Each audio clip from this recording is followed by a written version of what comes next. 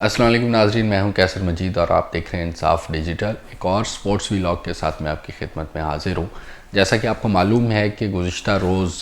New Zealand के ख़िलाफ़ ODI squad का ऐलान कर दिया गया है और ये जो 16 रुकनी स्क्वाड का ऐलान किया गया, इसमें कुछ नए चेहरे भी हमें नज़र आ रहे हैं और कुछ पुराने चेहरों को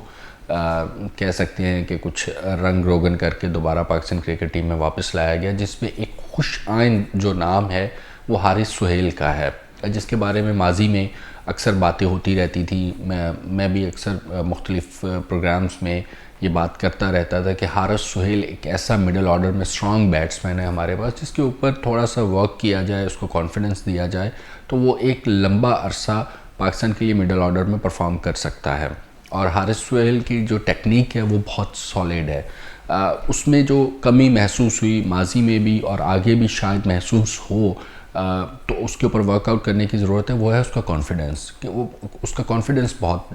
जो लेवल है वो बहुत लो है। तो उम्मीद की जानी चाहिए कि हारिस सुहेल को न्यूजीलैंड के ख़िलाफ़ सीरीज़ में प्लेइंग 11 का हिस्सा बनने के भी चांस मिलेगा और वो अपनी सलाहियतों को दोबारा से लोगों के सामने रख सकेगा और शायद बेहतर कॉन्फिडेंस के साथ वो खेले। और अगर वो खेल गया बेहतर कॉन्फिडेंस के साथ तो वो एक अच्छा पाकिस्तान के लिए सिलेक्शन साबित हो सकता है, ओडीआई के लिए एटलीस्ट जो है वो फॉर द टाइम बिंग।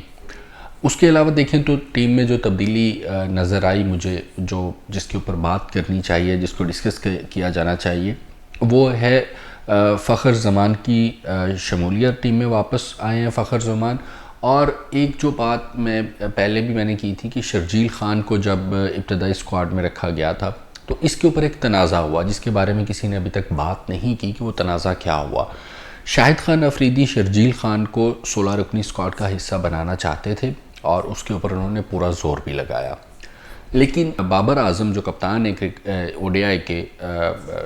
उन्होंने स्ट्रेट अवे रिफ्यूज़ किया कि मैं इस वक्त शर्जील ख़ान को टीम में नहीं ले सकता। उसकी उन्होंने जो तावील दी, जो दलील दी, वो ये थी कि शर्जील ख़ान 100% फ़िट नहीं है और अभी डोमेस्टिक में भी वो बहुत अच्छा उन्होंने परफॉर्म नहीं किया। फ़िटनेस के ऊपर बार बार क्वेश्चन मार्क्स लगे हैं शर्जील ख़ान के। लेकिन being a chief selector Shahid Afridi ने पूरा ज़ोर लगाया। इवन नजम सेठी साहब से बाबर आज़म को फ़ोन करवाया गया कि आप इसके ऊपर बहस ना करें और शर्जील ख़ान को टीम का हिस्सा बनाएं। अच्छा, अब जब मैं ये बात कर रहा हूँ तो बहुत से लोग सवाल करेंगे मुझसे कि जी शाहिद अफरीदी ने तो ख़ुद प्रेस कॉन्फ्रेंस में आके कहा कि मैं शर्जील ख़ान को टीम में लेना चाहता था, लेकिन हाई अप्स की तरफ से, यानी उनका इशारा नजम सेठी साहब की तरफ था, उनकी तरफ से जो है वो मुझे इजाज़त नहीं मिली कि मैं इनको टीम में शामिल करूँ। इसमें दो सवाल पैदा होते हैं। एक तो ये कि अगर नजम सेठी साहब ने ही सिलेक्शन के फ़ैसले करने हैं तो फिर बीइंग अ चीफ सेलेक्टर आपको किस लिए बिठाया गया, यानी कि आप नजम सेठी के ज़ेरे साया जो है वो काम कर रहे हैं और जो सेठी साहब टीम कहेंगे, फाइनल स्क्वाड कहेंगे, तो वही आपने सिर्फ आके अनाउंस करना है। जो माजी में वसीम खान के ऊपर भी ये इल्ज़ाम मोहम्मद वसीम के ऊपर भी ये इल्ज़ाम लगता रहा कि वो तो सिर्फ आके उनको टीम सेलेक्ट करके दे दी जाती है, वो लैपटॉप लेके बैठते हैं और टीम अनाउंस कर देते हैं। तो आप तो ख़ुद अपनी प्रेस कॉन्फ्रेंस में फिर इस चीज़ का इकरार कर चुके हैं, कर रहे हैं कि सेठी साहब ने इजाज़त नहीं दी, इसलिए शर्जील ख़ान को मैं टीम में नहीं ले सका। बेसिकली सेठी साहब की इजाज़त तो वो अब शाहिद अफरीदी एक अपनी फेस सेविंग के लिए बात कर रहे हैं। हालांकि जो टीम सिलेक्शन कमेटी का जो इजलास हुआ जिसमें बाबर आज़म को भी लिया गया, बाबर आज़म ने ही स्ट्रेट अवे कहा कि मैं शर्जील ख़ान को ओडीआई स्क्वाड में अभी नहीं ले सकता, ना लूँगा। इसके ऊपर काफ़ी बहस भी हुई शाहिद अफरीदी और बाबर आज़म के दरमियान, और बाद में मामला फिर सेठी साहब तक पहुंचा। सेठी साहब ने भी बाबर आज़म को कायल करने की कोशिश की, but at the end Babar Azam डटे रहे। उन्होंने कहा जी कि मैं फ़खर ज़मान के साथ जाऊंगा, मैं शर्जील ख़ान के साथ नहीं जाऊंगा। अगर आपने शर्जील ख़ान को रखना है तो फिर आप मुझे टीम में ना रखें। अब सेठी एंड कंपनी के लिए ये एक बहुत बड़ा डैमेज होता अगर वो अपनी बात पे अड़ते, शर्जील ख़ान को स्क्वाड का हिस्सा बनाते, तो देन बाबर आज़म इंजरी का बहाना बनाकर या रेस्ट का बहाना बनाकर टीम में शामिल ना होते, स्क्वाड में शामिल ना होते। तो इसलिए इन्होंने बेहतर जाना शाहिद खान अफरीदी ने कि चलें सेठी साहब के ऊपर बात डाल के कि सेठी साहब ने इजाज़त नहीं दी शर्जील ख़ान की। और शर्जील ख़ान को क्या कहा गया, शर्जील ख़ान मेरे बड़े बावसूख ज़रा ये बताते हैं जो शर्जील ख़ान के बहुत करीब है और उनकी शर्जील ख़ान से बात हुई ऑफ द रिकॉर्ड, तो शर्जील ख़ान ने ये कहा कि मुझे शाहिद खान अफरीदी ने ये कहा है कि आप अपनी फ़िटनेस को मज़ीद बेहतर कर लें, आप अगली सीरीज़ में टीम का हिस्सा होंगे, ये मैं आपको अश्योर करता हूँ। अच्छा, अब सुनने वाले देखने वाले मुझे ये कहेंगे कि ये शाहिद अफरीदी का शर्जील ख़ान के साथ क्या ताल्लुक़ है, क्यों शाहिद अफरीदी शर्जील ख़ान को इतना सपोर्ट कर रहे हैं। तो मैं आपको ये बता दूं कि जब से शर्जील ख़ान के ऊपर पाबंदी लगी थी और उसके बाद जब शर्जील ख़ान को PSL खेलने की इजाज़त दी गई, तो उस वक़्त से लेकर अब तक जो है वो शाहिद खान अफरीदी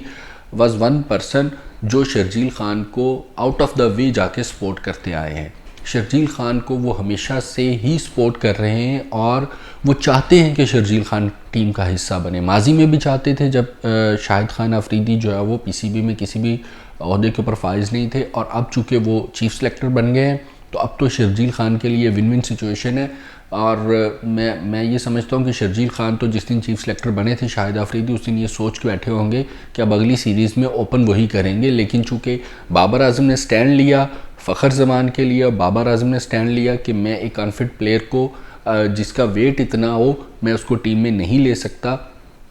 तो उस स्टैंड की वजह से शर्जील ख़ान जो है बांग्लादेश चले गए हैं वहाँ पे अपना वो लीग खेलने के लिए। तो यकीनी तौर के ऊपर शर्जील ख़ान टीम का हिस्सा बनेंगे, लेकिन यहाँ एक बहुत बड़ी प्रॉब्लम ये पैदा हो रही है कि टीम में अब एक ग्रुप जो है वो वाज़े नज़र आना शुरू हो गया है, ग्रुप बंदी वाज़े नज़र आना शुरू हो गई है। और जिस तरह सेठी एंड कंपनी PCB को चला रहे हैं, पाकिस्तान क्रिकेट टीम को चला रहे हैं, इस मुख्तसर अरसा में अभी उनको आए हुए 15 दिन भी नहीं हुए, तो इससे ये लगता है कि जो खिलाड़ी हैं उनके अंदर जो कॉन्फिडेंस, उनका जो कॉन्फिडेंस लेवल था जब रमीज़ राजा PCB के चेयरमैन थे वो बहुत हाई था। वह शिकस्त भी होती थी लेकिन उनका कॉन्फिडेंस लेवल जो है वो यहाँ पे रहता था। लेकिन अब मुझे लगता है कि कॉन्फिडेंस जो लेवल है खिलाड़ियों का वो बहुत बुरी तरह शैटर किया है, और उम्मीद की जानी चाहिए कि ये शाहिद खान अफरीदी हों या नजम सेठी साहब हों, ये होश के नाखुन लें और ये जो स्टार खिलाड़ी हैं जैसे बाबर आजम है, शादाब है, फ़खर ज़मान है, हारिस सुहेल है, शाहीन शाह अफरीदी है, मोहम्मद रिजवान है, इमामुल हक है, इनको कॉन्फिडेंस देते हुए इनको साथ लेकर चले और सिलेक्शन में कप्तान की राय को फ़ौक़ियत दें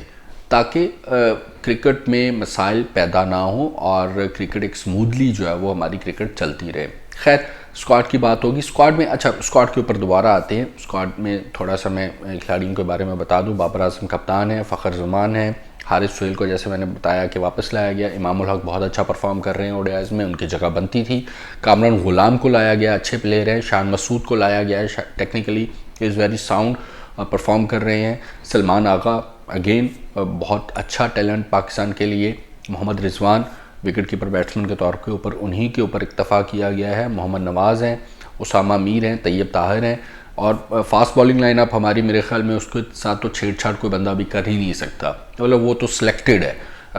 वसीम जूनियर है, नसीम शाह हैं, हारिस राउफ है, शाहनवाज़ धानी है और मोहम्मद हुसनैन है। और ये जो फास्ट बॉलिंग का कम्बिनेशन है 5 फास्ट बॉलर्स के साथ जाएंगे और इनमें से शफल होते रहेंगे। शाहिद खान अफरीदी की एक स्ट्रैटेजी जो मुझे अच्छी लगी वो ये चाहते हैं कि फ़ास्ट बॉलर्स को शफल किया जाता रहे, वर्क लोड उनका बराबर तकसीम होता रहे ताकि कोई फ़ास्ट बॉलर इंजरी का शिकार ना हो। जैसे अभी हारिस राउफ के साथ हुआ, शाहीन शाह अफरीदी के साथ हुआ कि दोनों इंजर्ड हुए, नसीम शाह भी इंजर्ड हुए और उनकी वजह से पाकिस्तान को फिर सफ़र करना पड़ा इंग्लैंड के ख़िलाफ़ टेस्ट सीरीज़ में शिकस्त और न्यूजीलैंड के ख़िलाफ़ अभी जो हमारा हाल हो रहा है। तो उम्मीद की जानी चाहिए कि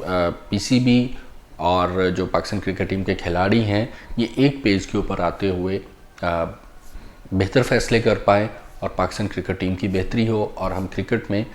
दोबारा से मैं इसलिए कह रहा हूँ कि हमारी क्रिकेट जो है वो एक ट्रैक के ऊपर आ गई हुई थी जिससे हटाया गया है उस ट्रैक से, और दोबारा से ट्रैक पे आ जाए, चाहे वो सेठी साहब की क़यादत में हो या किसी और की क़यादत में, रमीज़ राजा या कोई किसी की भी क़यादत में हो, लेकिन क्रिकेट को ट्रैक पे आना चाहिए और इसके लिए सेठी साहब को होश के नाखुन लेने चाहिए। अच्छा, आखिर में मैं वही जो पुराना हमारा चलता आ रहा है जिसके ऊपर सेठी साहब के भी बारे में हमने बातें की कि सेठी साहब के आने से अब जो है वो एशिया कप की जो मेज़बानी है वो भी ख़तरे में पड़ गई है, तो उसी के ऊपर एक बात है कि जेशा ने अब बड़े धड़ल्ले के साथ जो है वो अनाउंस कर दिया है ट्वीट करते हुए एशिया कप का शेड्यूल और बग़ैर सेठी साहब के मशवरे के, यानी चेयरमैन है वो पीसीबी के और पीसीबी जो है वो मेज़बान है एशिया कप का, उनके साथ कंसल्ट किए बग़ैर उन्होंने एशिया कप का पूरा शेड्यूल अनाउंस कर दिया, जिसके ऊपर सेठी साहब ने तंज करते हुए ट्वीट किया है जय शाह को टैग करते हुए कि साथ साथ लगे हाथों आप हमारा पीएसएल का भी शेड्यूल अनाउंस कर देते, आपने एशिया कप का तो अनाउंस कर दिया, हालांकि मेज़बान हम थे, हमसे पूछा भी नहीं गया। तो बस ये एक दबे लफ्ज़ों में और एक ट्वीट के ऊपर सेठी साहब ने बात ख़त्म कर दी है। और मेरे ख्याल में अगर यहाँ पे रमीज़ राजा होते तो वो टका के अभी तक 2-4 प्रेस कॉन्फ्रेंसेस कर चुके होते और खूब लत्ते ले चुके होते जय शाह के, और उसको उसकी औकात याद दिलवा देते। लेकिन अब चूँकि सेठी साहब हैं चेयरमैन पीसीबी, इसलिए आप इनसे कोई उम्मीद नहीं रख सकते। वो बस वो ज़्यादा से ज़्यादा एक ट्वीट करेंगे, कड़वे पानी का गिलास पियेंगे और लंबी तान के सो जाएंगे। इजाज़त दीजिए, अल्लाह हाफिज़।